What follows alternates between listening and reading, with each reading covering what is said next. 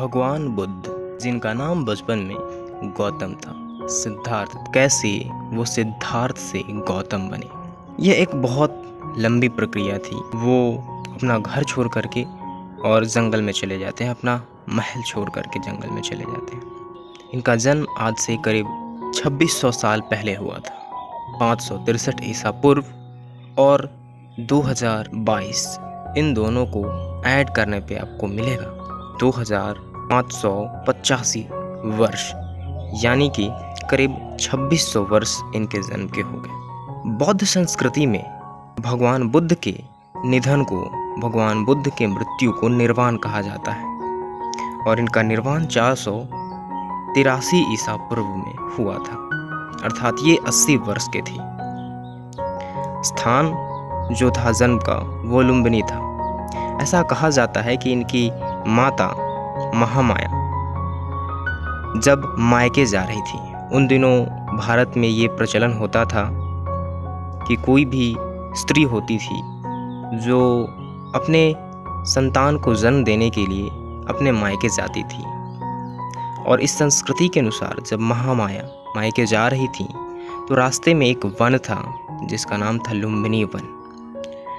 वहीं पे सिद्धार्थ के जन्म का समय हो जाता है और उनका जन्म होता है। ऐसा ये कहा जाता है कि महामाया जो इनकी माता थी, जन्म के 7 दिन बाद उनका निधन हो गया था।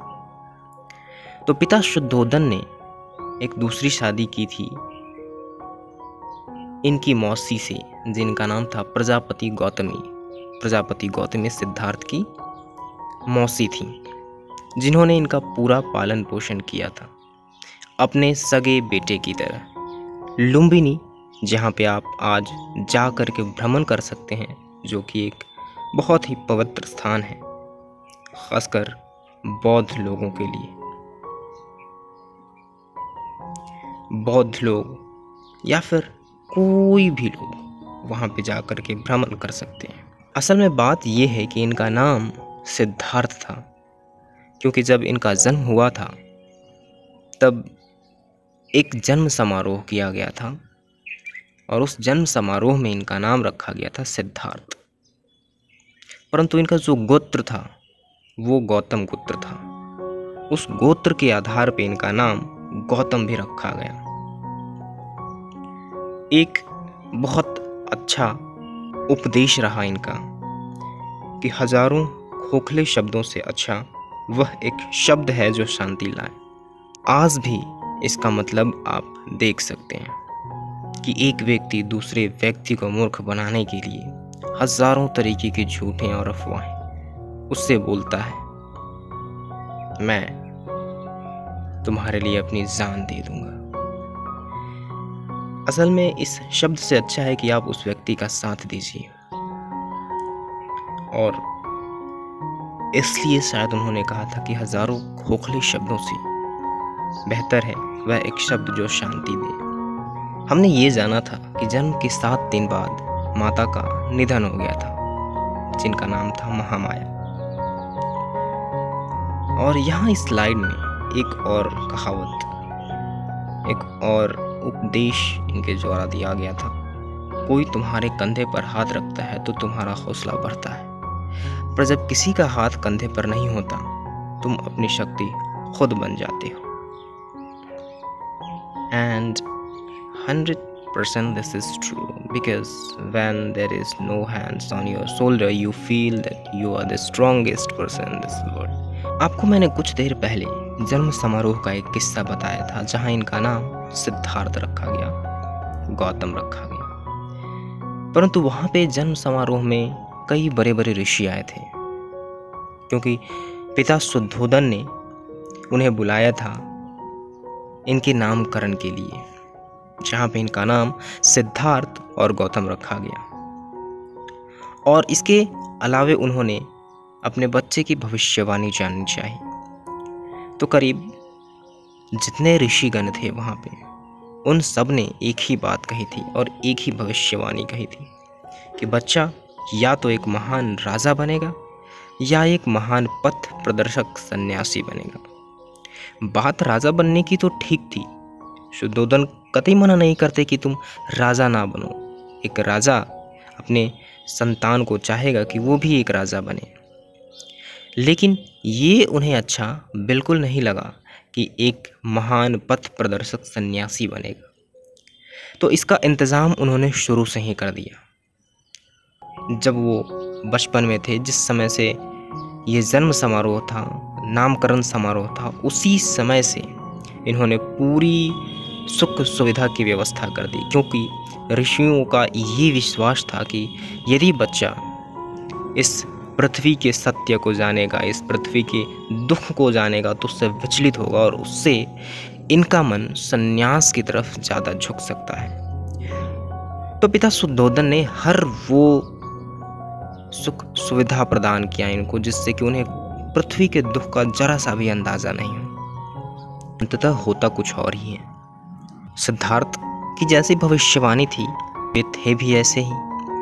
हर चीज़ में नंबर 1 रहते थे, हर चीज़ में अव्वल रहते, घुड़दौड़ में नंबर 1। परंतु अचानक वो रुक जाया करते थे। जब ये देखते थे कि बहुत ज़्यादा दौड़ते दौड़ते उनका घोड़ा थक चुका है और मुंह से झाग दे रहा है, तो उस स्थिति में रुक जाते थे और घोड़े को आराम करने देते थे, और इस प्रकार जीती हुई बाजी हार जाते थे। आपने बचपन में बहुत ही शानदार किस्सा सुना होगा कि देवदत्त, उनका जो भाई था, हंस को मारता है, शिकार करता है, और वो हंस सिद्धार्थ के पास आकर छटपटाते हुए गिर जाता है। परंतु सिद्धार्थ उसकी मरहम पट्टी करते हैं और उसको छोड़ देते हैं। इनके हृदय में, इनके दिल में करुणा और प्यार और दयालुता बचपन से ही रहा था, और एक राजा बनने का हर वो गुण था इनमें। घुड़दौड़, कुश्ती, तीर कमान, रथ, हर चीज में ये नंबर 1 थे। इनकी शादी 16 वर्ष की उम्र में हो गई थी। इनकी पत्नी का नाम यशोधरा, और इनसे पुत्र जो उत्पन्न हुआ उनका नाम था राहुल। परंतु कुछ देर बाद इनके मन में वैराग्य उत्पन्न हो जाता है। वैराग्य उत्पन्न होने का एक बहुत अद्भुत किस्सा है, क्योंकि इनके पिता शुद्धोधन हर वो सुख सुविधा की व्यवस्था कर चुके थे जिससे इनको पृथ्वी के दुख के बारे में जरा सा भी अंदाजा नहीं हो। 3 ऋतुओं के लिए 3 महल बनवाए गए थे। नाच गाना, हर चीज इनके लिए उपलब्ध था। परंतु एक समय आता है जब इन्हें विचलन हो जाता है इन चीज़ों से। एक बार ऐसा होता है कि इन्हें सैर करने का मन करता है, तो अपने सारथी को कहते हैं घूमने के लिए। जिस दिन वो घूमने निकलते हैं, उस दिन सबसे पहले एक व्यक्ति मिलता है, और अपनी ज़िंदगी में ये फर्स्ट टाइम उस व्यक्ति को देखे होते हैं। एक बूढ़ा व्यक्ति जिसका दांत टूटा हुआ था, बाल पके हुए थे और हाथ में लाठी पकड़ चुका था। तो एक छोटे शिशु की तरह, बालक की तरह उन्होंने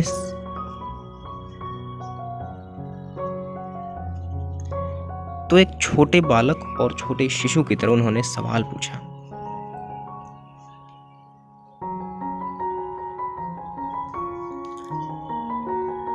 उन्होंने एक बूढ़े को देखा। जब पहली बार वो अपनी सारथी के साथ सैर पर निकले, तो उन्होंने रास्ते में एक बूढ़े व्यक्ति को देखा, और अपनी पूरी जिंदगी में वो पहली बार किसी बूढ़े को देख रहे थे। ऐसा देखकर आश्चर्य हुआ उन्हें कि एक ऐसा व्यक्ति है जिसके दांत टूटे हुए हैं, बाल पक गए हैं और शरीर मुड़ा हुआ है।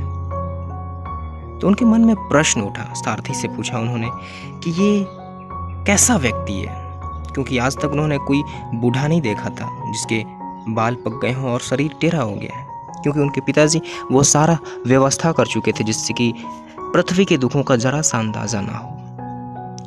तो एक जाहिर सी बात है कि बालक जैसा प्रश्न पूछेंगे।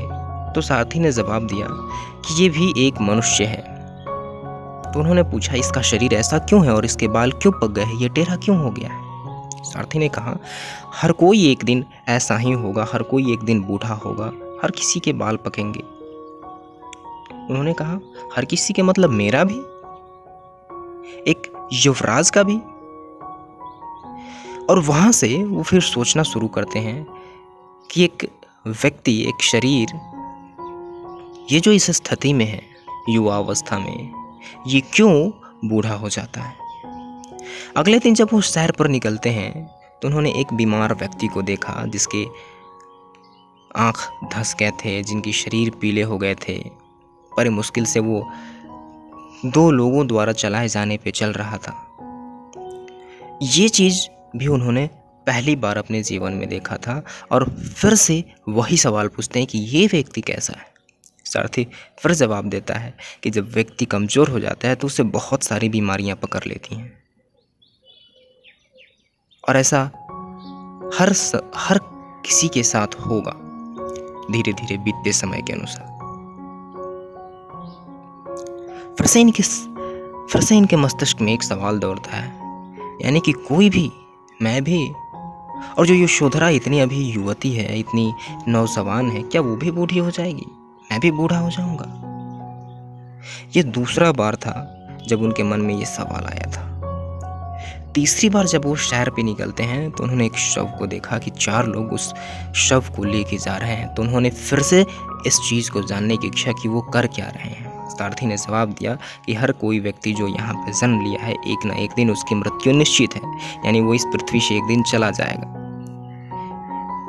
ये चीज़ उनके लिए तो एकदम अलग थी कि हम यहाँ पे सिर्फ कुछ दिनों के लिए आए हैं, जिंदगी इतनी छोटी है, और न जाने बहुत सारे सवाल। जब वो अगली बार सैर पे निकलते हैं तो उन्होंने एक सन्यासी को देखा और सन्यासी को देख करके उन्हें कुछ अच्छा आभास हुआ, क्योंकि सन्यासी युवा था और हष्ट पुष्ट स्वस्थ था। उन्होंने पूछा सारथी से ये कैसा व्यक्ति है, तो उन्होंने कहा कि ये एक सन्यासी है जो तपस्या और सदाचार और सद्व्यवहार में अपना जीवन बिताता है, व्यतीत करता है। अब उनके विचार दौड़ने लगे। उनकी शादी हो चुकी थी, उनके बच्चे भी थे, राहुल। परंतु जिस समय वैराग्य उत्पन्न हुआ उस समय राहुल बहुत छोटा था। तो उन्होंने किसी भी तरह से करके अपने आप से संघर्ष किया। अपने आप से लड़ते हुए 1 साल हो गए, करीब 1.5 साल का जब राहुल हुआ तो एक दिन वो अचानक आधी रात को घर छोड़कर जंगल की ओर निकल पड़े, बिना किसी को बताए। शायद उनके मन में ये रहा होगा कि ये लोग रोक लेंगे, और हो ना हो उस स्थिति में जब सिद्धार्थ घर छोड़ने की स्थिति में 29 वर्ष के थे, तो जो आकर्षण होता है वो भी एक चरम सीमा पे होता है। तो यशोधरा से भी उन्हें आकर्षण हो सकता था, अपने परिवार से मोह हो सकता था, अपने बच्चे से मोह हो सकता था। शायद इसी के कारण वो आधी रात को वहां से निकल पड़े जंगल की ओर, उस सत्य की खोज में कि आखिर इस पृथ्वी का सच है क्या। एक युवा नहीं रह सकता, एक व्यक्ति बीमार पड़ सकता है, फिर कुछ दिन बाद वो यहाँ नहीं रह सकता है।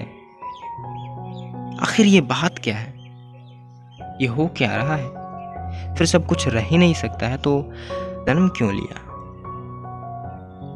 बहुत सारे सवाल थे इनके मन में, और उसी सवाल के जवाब को ढूंढने ये निकल गए 29 वर्ष की उम्र में, अपने राज्य को छोड़कर, अपने माता पिता को छोड़कर, अपनी पत्नी और अपने बच्चे को छोड़कर। अब जब 29 वर्ष की उम्र में जब ये घर छोड़ देते हैं तो इन्हें 2 गुरुजन मिलते हैं, जिसमें से प्रथम थे अलार कलाम और दूसरे थे रुद्रक रामपुत्र।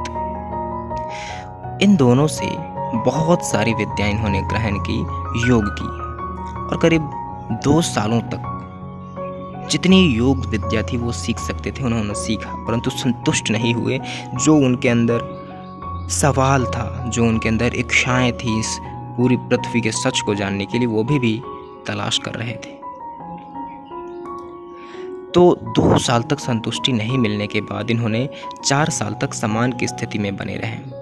समान एक ऐसा स्थिति होता है जब कोई एक मनुष्य भोजन को छोड़कर सिर्फ चलता रहता है, तो वो उन 4 सालों तक उस रास्ते से जाते थे जिस रास्ते में कोई घर नहीं हो, कोई शहर नहीं हो, कोई नगर नहीं हो, भोजन की संभावना नहीं हो। उस रास्ते से जाते समय कोई मिले ना। तो करीब 4 साल की स्थिति में, समान की स्थिति में, उनकी स्थिति ऐसी हो गई थी कि वो एक हड्डियों का ढांचा लग रहे थे, जीवंत हड्डियों का ढांचा, हड्डियों का एक जीवित रूप, सिर्फ हड्डी दिख रहे थे। जब वो एक नदी के पास पहुंचे जो बिहार के गया में स्थित है, निरंजना नदी। उस समय वो नदी सूख चुकी थी, ज़्यादा पानी नहीं था, हल्का पानी था। उस नदी को पार करते समय उन्हें बहुत कमज़ोरी महसूस होता है और करीब वो अपने आप को इतना कमज़ोर महसूस करने लगते हैं कि उसके बाद एक कदम भी वापस नहीं चल सकते हैं, आगे नहीं चल सकते हैं। वहाँ पे उन्होंने पता नहीं कितने घंटों और कितने दिन गुजारे, परंतु अचानक उनके मन में एक ख्याल आया कि मैं बाहर ढूंढ क्या रहा हूँ, इतने सालों से तो मुझे मिला नहीं।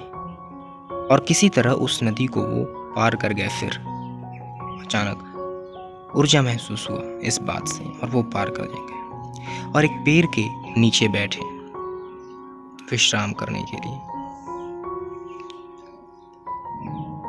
एक घटना है उनकी कि शायद वो कहीं पे विश्राम कर रहे थे तो उनके कान में हल्का आवाज आया, वीणा के तारों को ढीला मत छोड़ो। ढीला छोड़ देने से उनका सुरीला स्वर नहीं निकलेगा, लेकिन तारों को इतना कसो भी मत कि वे टूट ही जाएं। और इस चीज से उन्होंने सीखा मध्यम मार्ग का रास्ता, कि किसी चीज को बहुत ज्यादा ढीला भी नहीं छोड़ देना है, बहुत ज्यादा कस भी नहीं देना है। ढीला छोड़ देंगे तो वो काम नहीं करेगा और कस देंगे तो टूट जाएगा। हमें मध्यम मार्ग पर चलना होगा। अब जब वो निरंजना नदी पार कर चुके थे तो उन्होंने एक जगह पेड़ के नीचे बैठा और कहा उन्होंने कि अब मैं इस जगह से तब तक नहीं उठूंगा जब तक मुझे ज्ञान की प्राप्ति ना हो। या तो मेरी मृत्यु होगी या ज्ञान की प्राप्ति होगी। और उस पेड़ के नीचे बैठे बैठे अंततः वो एक दिन आता है, वैशाख पूर्णिमा का, और उस समय तक 6 साल हो गए होते हैं इनको संन्यास की अवस्था में। उस रात इन्हें ज्ञान की प्राप्ति होती है निरंजना नदी के किनारे। उन्होंने संकल्प लिया था बैठे रहने और ध्यान करने का, और फिर जाकर के इनको ज्ञान की प्राप्ति होती है। और इनके सारे शिष्य भी थे। जब शिष्य थे तो जब वो अपने गुरु से मिले, उन्हें ज्ञान की प्राप्ति हो चुकी थी। बुद्ध को, गौतम अब बुद्ध बन चुके थे। बुद्ध का मतलब जो बुद्धि से ऊपर चला गया, जो बुद्धि से नीचे है उसको बौद्ध यानी मूर्ख बोलते हैं, बुद्धू। जो बुद्धि से ऊपर चला गया उसको बुद्ध। तो उस समय सिद्धार्थ या गौतम अब बुद्ध बन चुके थे। तो उन्हें एक बहुत आशा थी उनके शिष्यों को कि अब हमारे गुरु को ज्ञान की प्राप्ति हो चुकी है तो ये अब हमें भी कुछ ज्ञान देंगे। और इस आस में वो बैठे थे कि जब हमारे गुरु आँख खोलेंगे तो हमें कुछ शिक्षाएं प्रदान करेंगे। परंतु जब भगवान बुद्ध अपनी आंखें खोलते हैं तो सबसे पहले कहते हैं कि चलो खाना खाया जाए। अब 4 सालों से वे समान की स्थिति में थे जहाँ पे वो खाना छोड़ चुके थे, वे हड्डियों का एक ढांचा बन चुके थे। तो शिष्यों ने समझा कि पागल हो गए हमारे गुरु, जो अचानक खाने की बात कर रहे हैं। बुद्ध अब मध्यम मार्ग को अपना चुके थे और उन्हें ज्ञान की प्राप्ति हो चुकी थी। और जिस समय उनको ज्ञान की प्राप्ति हुई उस समय उनके शिष्य उनको पागल समझने लगे और उन्हें छोड़कर कहीं दूसरी दिशा में चले गए, क्योंकि बुद्ध ने खाने का बात कहा था और सुजाता नाम की एक लड़की थी, उस बुद्ध को खीर दिया था खाने के लिए। तो अब सिद्धार्थ और गौतम बुद्ध बन चुके थे। जिस वृक्ष के नीचे बैठे थे वो वृक्ष था पीपल का, और वो वृक्ष बोधि वृक्ष कहलाया, जो आज भी बहुत प्रसिद्ध है बोध गया में। वो स्थान गया बिहार का है। और करीब 80 वर्ष की अवस्था में इन्होंने बुद्ध संघ भी शुरू किया, जिसमें सबसे प्रथम महिला थी प्रजापति गौतमी, जो इनकी मौसी थी। इनका प्रिय शिष्य था आनंद। और 80 वर्ष की उम्र में इनका परिनिर्वाण हो जाता है। परिनिर्वाण अर्थात उनका निधन। और उसके बाद जब सम्राट अशोक आते हैं तो अशोक ने बौद्ध धर्म को भारत के बाहर कई देशों में फहराया, कई देशों में आगे बढ़ाया, जैसे चीन, Japan, Korea, Mongolia, Burma, Hind चीन, श्रीलंका आदि। दोस्तों, तो भगवान बुद्ध अपनी पत्नी यशोधरा और अपने पुत्र राहुल को छोड़कर जंगल क्यों गया? उस सत्य की तलाश में जिनकी इन्हें भूख थी। और गौतम से सिद्धार्थ, सिद्धार्थ से बुद्ध कैसे बने, गौतम या सिद्धार्थ से बुद्ध कैसे बने, इन सब की कहानी मैंने आपको बताई। वीडियो अच्छी लगी हो तो वीडियो को लाइक कर दीजिएगा। चैनल पे नए हैं तो चैनल को सब्सक्राइब कर लीजिएगा। मिलेंगे एक नए टॉपिक पे किसी अगले दिन। तब तक के लिए हंसते रहिए, खुश रहिए।